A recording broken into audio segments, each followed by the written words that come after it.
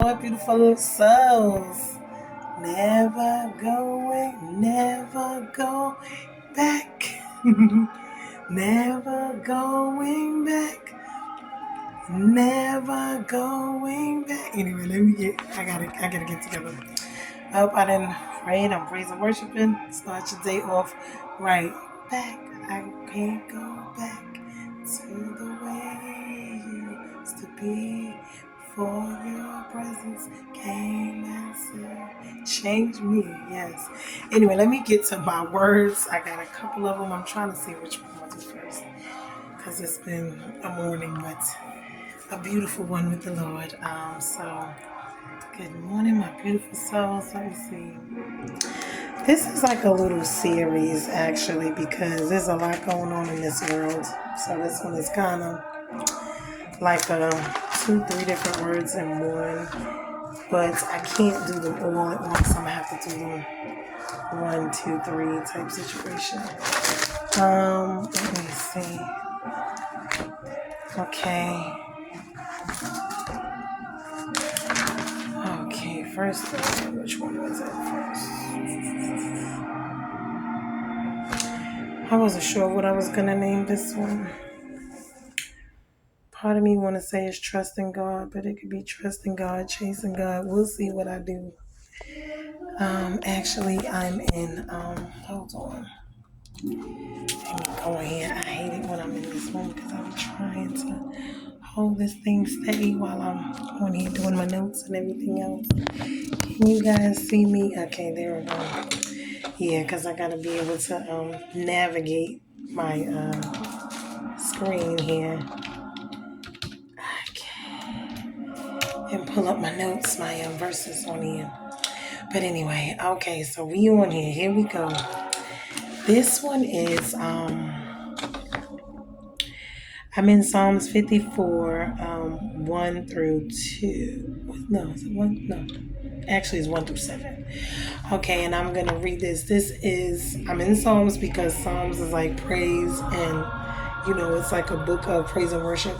David was a man after God's own heart. So, he has, a lot of praise and worship.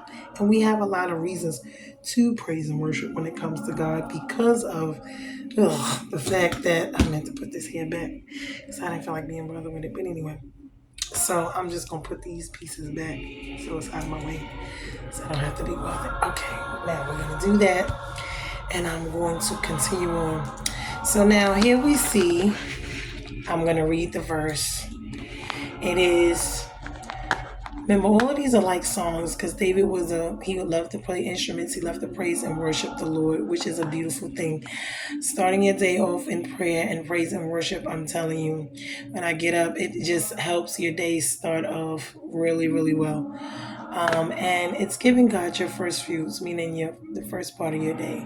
I know everyone may not be able to do that, but if you're just on your way to work and whatever, you're in your car, sing a little song or just talk to him on your way. It is a beautiful way to just touch base with him before you get out into this world because, we want to do that. So, it says, to the choir master with stringed instruments, a maskil of David, when the Ziphites went and told Saul, is not David hiding amongst us? O God, save me by your name and vindicate me by your might. O God, hear my prayer. Give ear to the words of my mouth. For strangers have risen against me. Ruthless men seek my life. They do not set God before themselves. Salah. Behold, God is my helper. The Lord is the upholder of my life. He will return the evil to my enemies. In your faithfulness, put an end to them.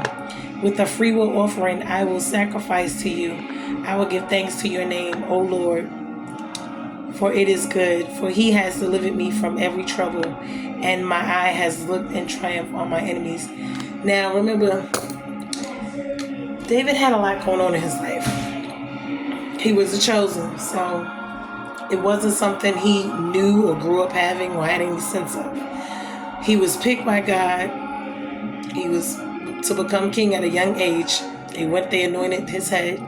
He had to fight, of course, Goliath. But up until that point, no one knew of him. He was a shepherd boy. He was just out tending to the sheep and the flocks and the lambs. And so God picks him, and it was a beautiful thing. Now, he had some challenges, which comes how life is. We get the blessings and the trials at the same time. And we see that throughout life usually. So we're going to look at Goliath. He had to slay Goliath, okay, and God allowed him to do that.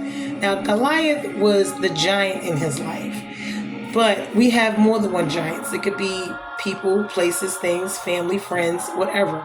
But these are things inside and out, challenges that we have to face and we cannot run from, okay, in our lives. This could be in our mental capacity, a physical, emotional, a financial. Whatever the giants are in your life, you cannot run from them. You have to slay them. You have to stand firm and trust that God will help you defeat them. So in saying that, next person that was in his life was Saul.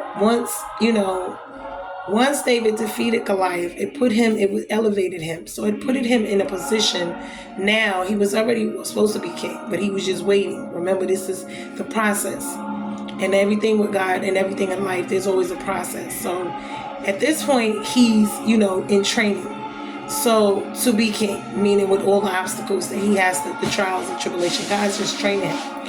But lo and behold, Saul turned around and he disobeyed God. And because he disobeyed God, this is when God, wanted him to step down, or, God was going to remove him from being king because of his disobedience. This was a time where he was going to now turn around and elevate David and put David in his spot. Now, a lot of times when this is happening, we must understand something. People in our lives that are in these places, they do not like to move. So there was a battle, there was a fight.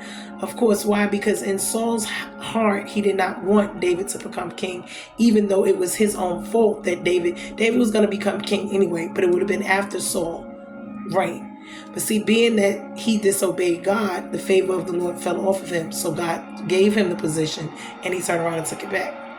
So now it's an in-between transitional stage, and this is where all the turmoil is going on, where it's not even David himself, because remember, Saul gave David, after he slew Goliath, he gave David his daughter to marry. So not only is this Saul's friend, confident warrior, head of his, chief command of his warriors, his army, but he's also his father-in-law because he's married to his daughter. Not only that, the daughter, his son Jonathan was best friends with David, which was another thing to this story. So we got to look at, like, when they talk about household enemies and stuff like that, this is what we're talking about. Usually your enemies are people that are close to you. They are the ones that's the nearest to you.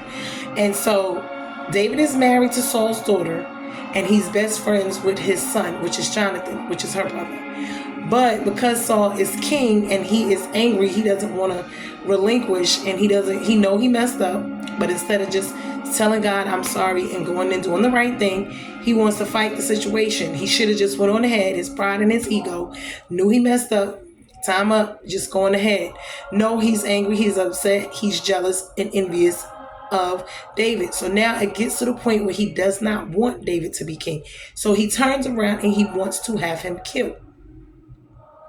Now this is just crazy. You go from being praised to now you hate me, you can't stand me, now you want to kill me. Mind you, he gave him his daughter to marry. His son is best friends with him. They all in the kingdom together. He's the chief of the army. David is over his army. How, you see what I'm saying? How does this happen? And this is everyday life. Okay, even with ourselves. And betrayal, because I started to call this message betrayal. I'm still trying to figure out which way to call it. Betrayal is something, and it usually happens from the inside. And it's usually, like I said, people who you love. Okay, so we're going to get into it. Then his own son, eventually his own son Absalom, did the same thing. He turned around and wanted David's crown as well. And so he was going to try to kill his own father. So David would have reason to praise and worship God on many occasions outside of just God being the goodness of him. Why? Because God didn't have to save him. But he was a man after God's own heart. He really, genuinely, truly loved God Why? For who God was in the world, who he was to him. Why? Because he had delivered him from so much, even from his own self when he fell into sin with Bathsheba. So we're going to get into it. So in saying that, my scriptures that I just read, and I'm going to go on into how God hid him, because God hid him to protect him. But this was his time of isolation. He hid David to protect David. Why? Because he didn't want the enemies to kill him. Remember, if David is to be king, he cannot be killed. But at the same token, God had covenant with Saul. So these are both his children. These are both his anointed. So he has to do something with Saul and not allow David to kill Saul. Why? Because David could have. At sometimes he wanted to, because Saul was just after him. He rejected him. He had issues and problems all the time. When people are like that, and you must understand, when people are like this, they don't like you. They can't stand you. They reject you. Move on. Just leave them alone. Why? Because they're going to have no good for you. And it's going to show up later down the line, because they're eventually going to make their move. So he was chosen. So through this process, Jonathan eventually told David, and this is his best friend. This is his wife's brother. You see what I'm saying? Saul is their father. That his father wanted to have him killed. So now David had to hurry up and he had to get out of there. Why? Because he had to go hide. That's when God put him in the isolation. So all while this is going on, he's praying to God and asking God, hide me, save me. When are you going to get vengeance for me, for my, and he wanted that. Why? Because he wanted these things, these trials, especially these type of trials, because these trials were close to him. These are people he loved. These wounds cut deep. These are Judas situations where someone that you love is after you, someone you cared about, broke bread with, went out, hung out with, loved, your family, your friends, someone close to you betrays you. Now, not only do they betray you, but they're after your life. You can't play with these type of things. So anyway, so what he ended up doing was, God let him know, listen, they had their conversation, and I guess David knew he couldn't just kill Saul. He and one, because of God, and two, because of his own self. The blood would have been on his hands. Remember, Saul was still anointed. He was still anointed by God. So it still doesn't matter. That's why they say, touch ye not my anointed, do my prophets no harm. It doesn't matter what they're doing. You have to let God deal with them, because in the end, God is the only one who can deal with them. He gave them position. He'll take it away. He's going to deal with them in his own time. And that's everything in this world. We must understand. Leave it in God's hands. So anyway, so he prays for rescue from his enemies close to him. And he said he cannot, seek revenge. He knew he could not seek it. He knew he had to leave it. But then in the end, it was only 3 options that he really honestly had. One of the options that he had was to either run away. But running away is never going to solve anything. You have to face it. Number 2 would have been to go and fight him. He couldn't do that. And then it probably more than likely would have made things worse. And then number 3, it would have been for him to flee, to fight, or to fly above. Now, these are times in your life when only God can take you out of the situation. He is the only one that can save you, that can fix it, because there's too much going on and all of it is out of your hands, meaning out of your control. These are situations and circumstances that you yourself cannot fix on your own. These are situations that God himself has to step in and fix for you. So this is what this is about, the triumph. So in the end, God did what he needed to do. He saved him. And this is a praise from David in these scriptures, because he is telling God, I thank you, because with all of these things that were going on, he delivered him. David did not have to sin, because he did not have to kill Saul. He did not have to kill his own son. God took care of it. He left it in God's hand. David allowed God's judgment to be the final say so. Meaning whatever God was going to do with either one of them. If he killed them, he killed them. If he didn't, he didn't. Because remember, these are still people that he loves. So even though he's angry and he's upset with them, you may want to at that time, but you can't. And then 2, that their blood is on your hands. These are people that are close to them. So these situations, you gotta trust, you gotta hold on and ask God to do it. But in the triumph is in trusting God and allowing God to do what? You wait on the Lord. You don't proceed, you don't move without him telling you to move a step or do anything. God hit him, God told him to go hide, and the reason he did it is so that, and that was his isolation period. And this is the time he's crying out, crying out. Why? Because he's waiting on God to deliver him. He's waiting on God for the answer. And God did come through and he did deliver. He did deliver. Saul ended up dying, and so did Absalom, his son. But it was by their own hands. So people, we must understand this as well. When we are out here and we're doing all that we want to do, we must understand eventually that it's going to come home to roost. And whether it be, the person themselves, which I wouldn't advise it, to go out there and handle the situation, or it's God themselves. Whenever you have enemies, I don't care if they're household enemies or outsiders, but especially when they're inner, because it's closer to you and it's a very much more delicate situation. You have to trust God and you have to allow him to fight these battles for you, even when it seems like nothing's going on. And you still pray, you still ask God, you still wait on him, and you still worship throughout the whole thing, because he is the only one that's going to be able to deliver you. But anyway, I hope that this was a word for someone. I hope it really helps and benefited someone, because it blessed me. A lot of times when we're going through things in life, these type of things come about, and in the times of betrayal, these situations, like I said, are so delicate, because of who these people are, because who they are to you. You love them or cared about them. These are people, because even Jesus said it. He said, not an enemy. This is in Psalm 55, 9-15. Not an enemy, but a family, a friend, a spouse, a kid, a parent, etc. close to you. Not the one that I would have thought, but this is the one who hates me. This is the one that exalted themselves above me and against me. It was you, my companion, my friend, my spouse, my this, and that war with me in your hearts. The one who ate with me, broke bread with me, betrayed me.